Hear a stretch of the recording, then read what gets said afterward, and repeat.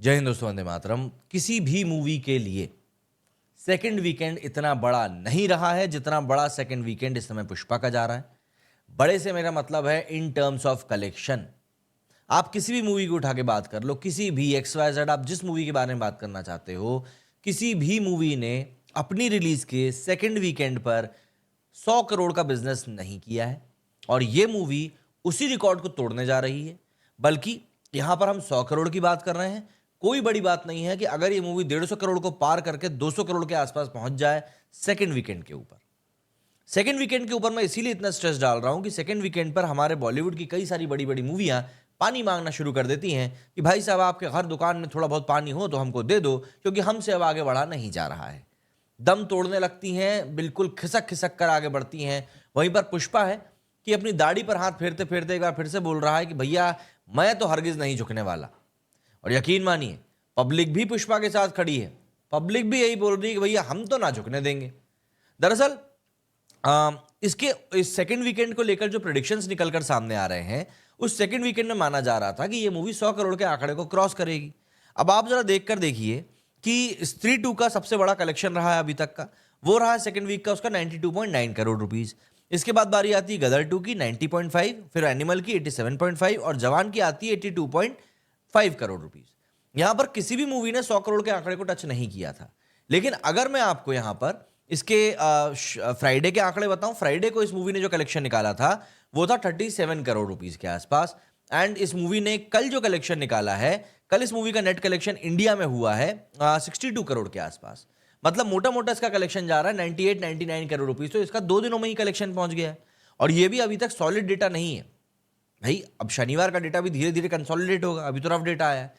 तो कोई बड़ी बात नहीं कि ये मूवी सिर्फ फ्राइडे सैटरडे को ही 100 करोड़ का इंडिया नेट कलेक्शन कर ले।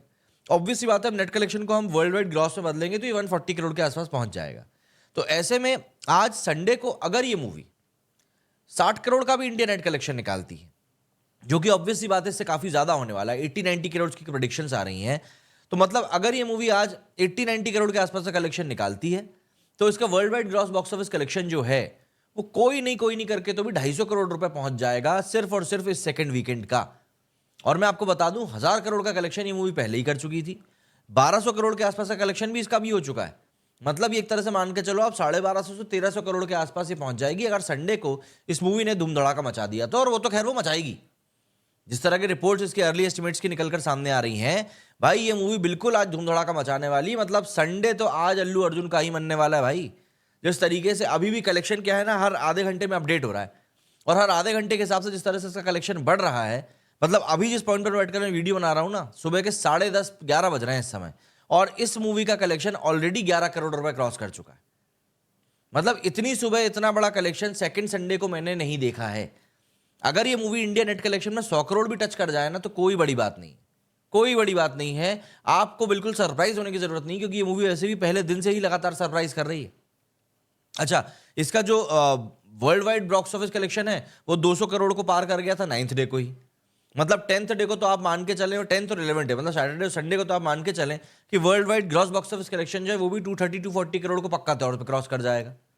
तो यहां पर आप समझकर देखिए कि इस मूवी को लेकर जो इस समय इतना क्रेज मचा हुआ है, जो रिकॉर्ड पर रिकॉर्ड ये मूवी बना रही है, उसके पीछे कुछ तो कारण है कि भाई पब्लिक इस मूवी को क्यों इतना पसंद कर रही है।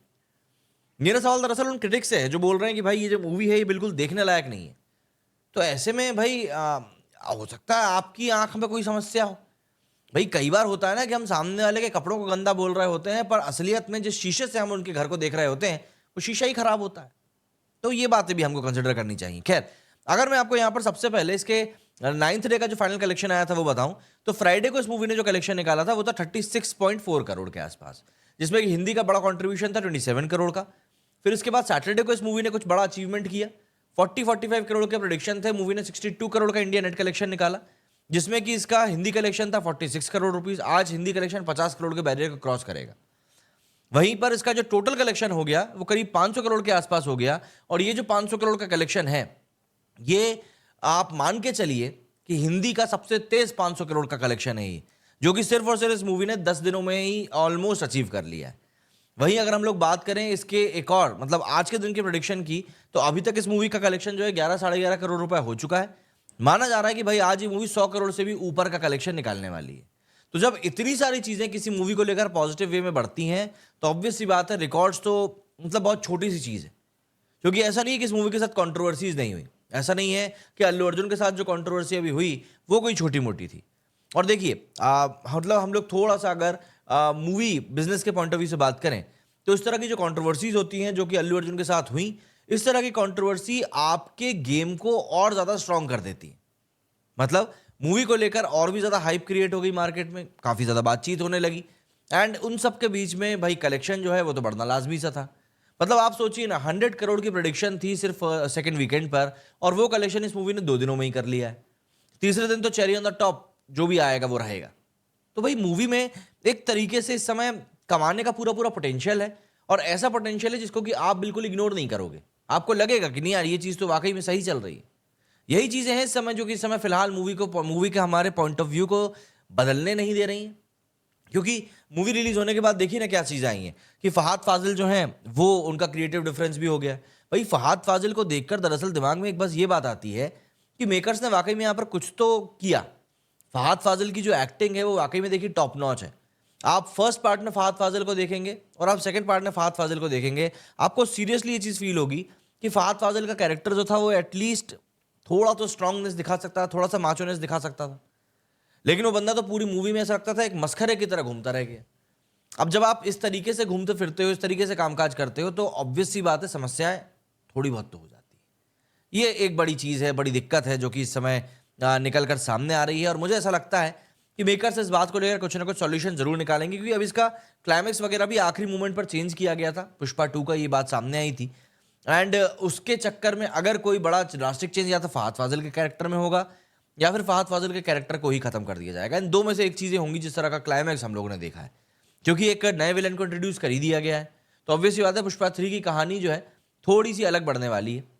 रेड्डी जी जो है वहाँ पर कुछ ना कुछ तो तहलका मचाएंगे पुष्पा के लिए, एंड ऐसा करने से वो काफ़ी हद तक चीज़ों को बहुत ज़्यादा वर्स बना देंगे पुष्पा के लिए।